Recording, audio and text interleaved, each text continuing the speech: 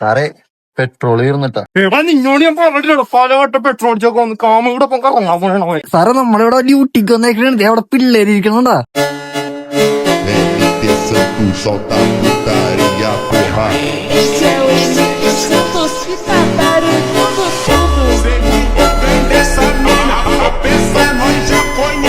റോട്ടിലേക്ക് ഇപ്പൊ കണ്ണൂത്തി അടക്കേണ്ട അവസ്ഥയാണ്. അതെന്താണ്? രണ്ടാമരവിടെ കാട്ടണ നീ അത് മരുന്നൊക്കെയാണ് കാണിക്കണത്. എടാ പുറകിരിക്കണ ചെറുക്കനാണ്ടാ.